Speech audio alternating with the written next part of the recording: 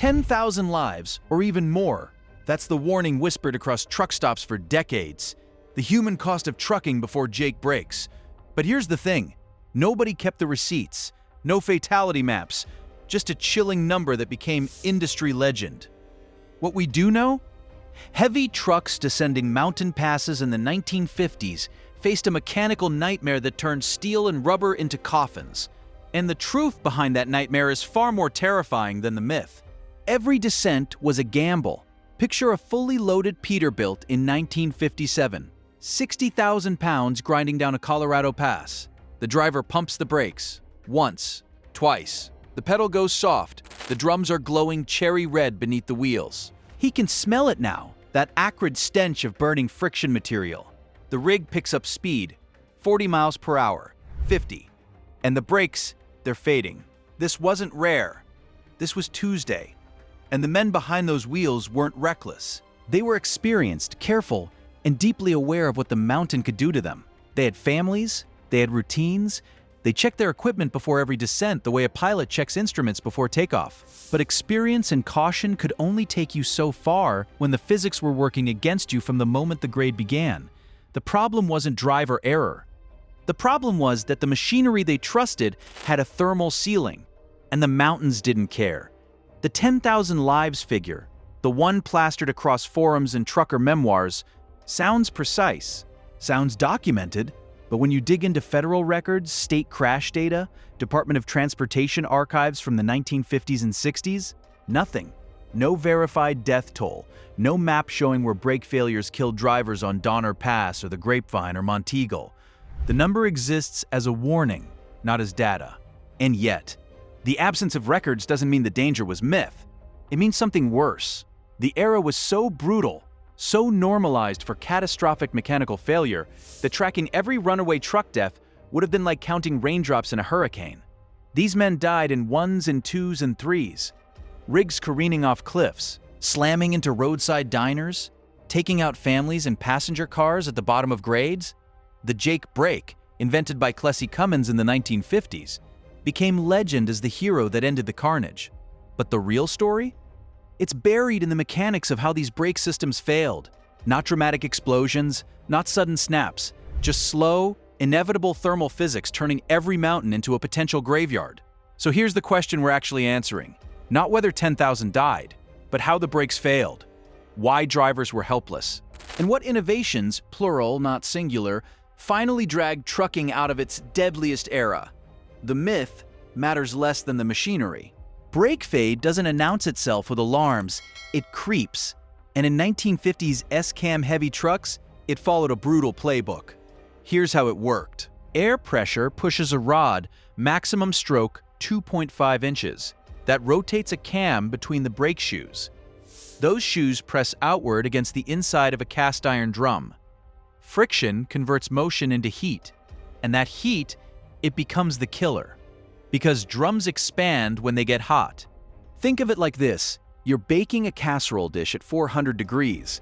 The dish swells slightly. Now imagine that dish is supposed to grip something tight, but as it expands, the grip loosens. That's exactly what happened in brake drums. Prolonged descents, say 10 miles down a 6% grade, generated temperatures north of 1,000 degrees Fahrenheit. The drum diameter grew. The shoes, which were set for cold clearances around 1.75 inches of pushrod stroke, suddenly couldn't reach the expanding metal. The harder you braked, the worse it got. This is thermal fade. The friction material itself starts breaking down chemically. Linings glaze over. Coefficient of friction drops from 0.4 to 0.15.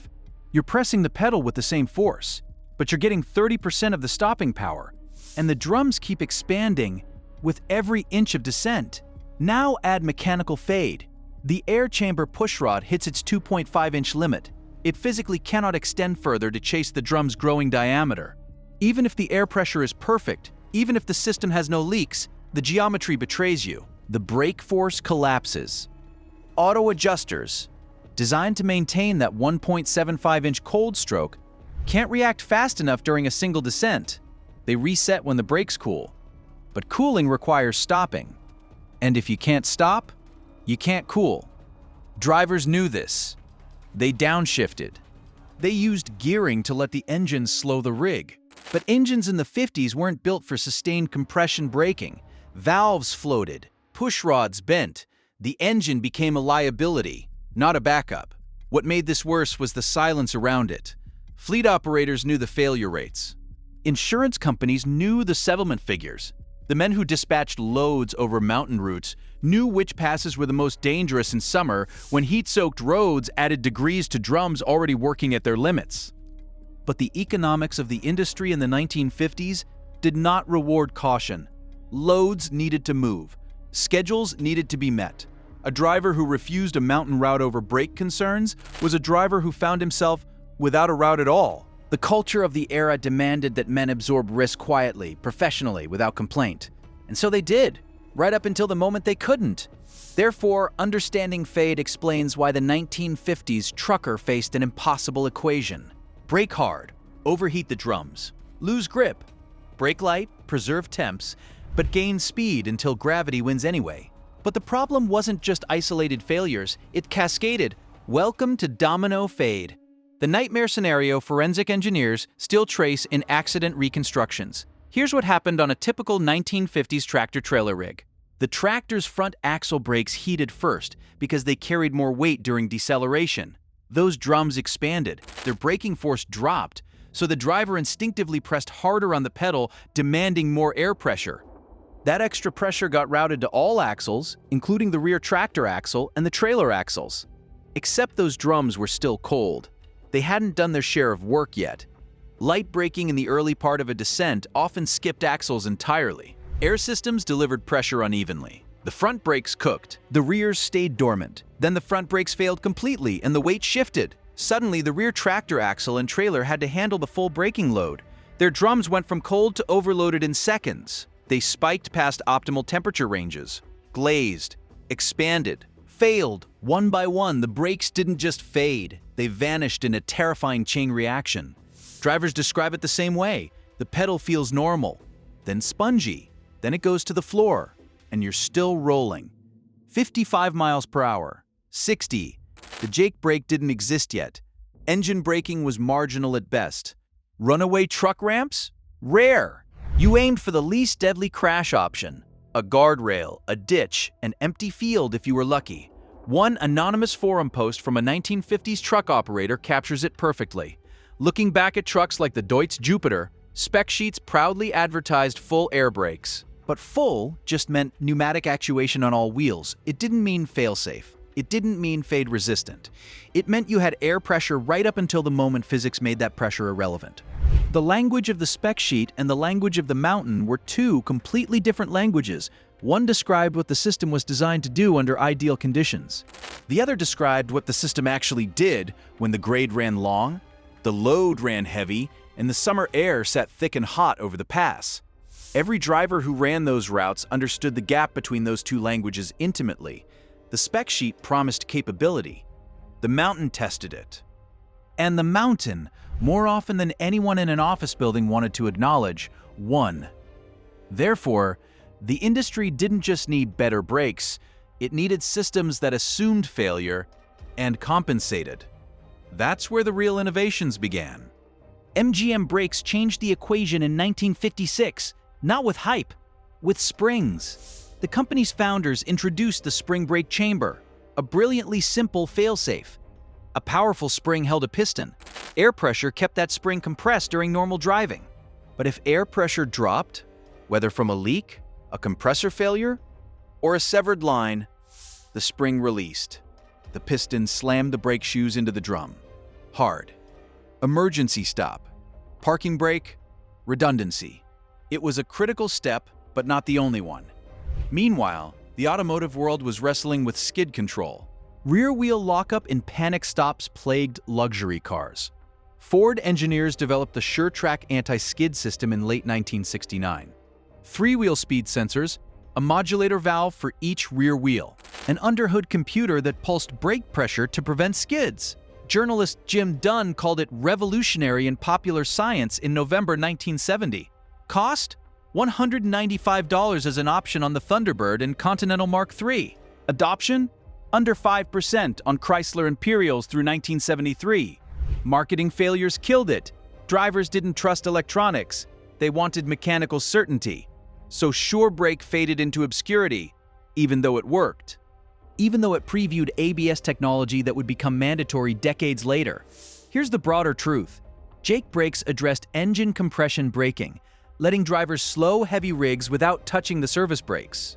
That mattered immensely on long descents. But it wasn't a solo act. Spring brakes prevented runaways when air systems failed. Anti-skid tech stopped wheel lockup. Disc brakes, adopted slowly in trucking through the 60s and 70s, resisted fade better than drums due to superior heat dissipation. Safety improved because multiple technologies converged over decades.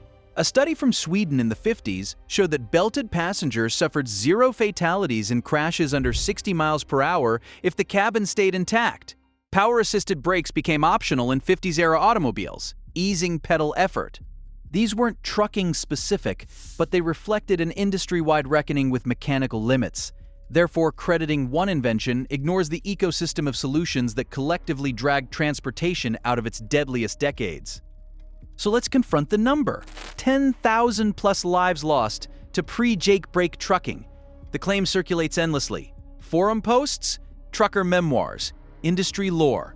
But the stark reality is that specific, tragic number remains unverified. No NHTSA database isolates 1950s trucking brake failures. No DOT fatality maps chart runaway incidents by mountain pass. The Federal Fatality Analysis Reporting System didn't launch until 1975. Before that, fragmented state records, newspaper clippings, coroner reports filed and forgotten. NHTSA did model aggregate lives saved by vehicle safety technologies from 1960 through 2012. Seatbelts, airbags, electronic stability control, anti-lock brakes. The combined total runs into the hundreds of thousands. But the data doesn't break down by technology. It doesn't isolate trucking. It certainly doesn't credit the Jake brake specifically. Does that mean the human cost was small? Absolutely not.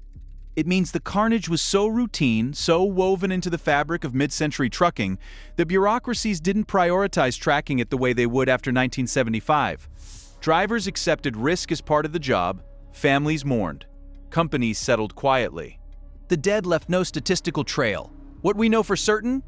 Brake fade killed, domino failures killed, runaway trucks killed, and every innovation, spring brakes, engine compression braking, anti-skid systems, disc conversions, chipped away at the toll, slowly, unevenly. Across decades, the future holds promise. Advanced materials now reduce drum expansion tolerances. Electronic braking systems monitor individual wheel temperatures and modulate pressure in real time. Autonomous trucking tech can predict descent profiles and pre-adjust braking strategies before the grade even begins. But legacy rigs still run old systems. Mountain passes still claim lives. The fight for safer braking didn't end with Plessy Cummins' invention. It continues every time a driver crests a summit and feels gravity pull.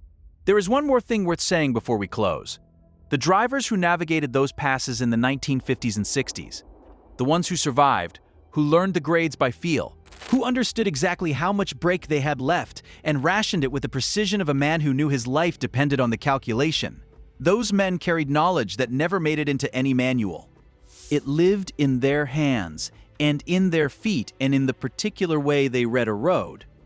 When the technology finally caught up, when the Jake brake and the spring chamber and the disc conversion collectively made the mountain manageable, something was lost alongside what was gained. Not the danger. Good riddance to the danger. But the specific, hard-won intimacy those men had with the limits of their machines. The knowledge that came from surviving something that could have killed you and understanding exactly why it didn't. So here's the real warning. Not 10,000. Not a precise number. But this, the gap between what we lost and what we bothered to count, is a chasm of forgotten names. Truckers who died because physics outpaced engineering, because profit margins deprioritized safety, because innovation arrived too late for them. If the untold stories of a brutal era keep you up at night, subscribe to Vanished Products, because the machinery we take for granted, it was built on the wreckage of trial and error, and someone paid the price in blood and brake dust.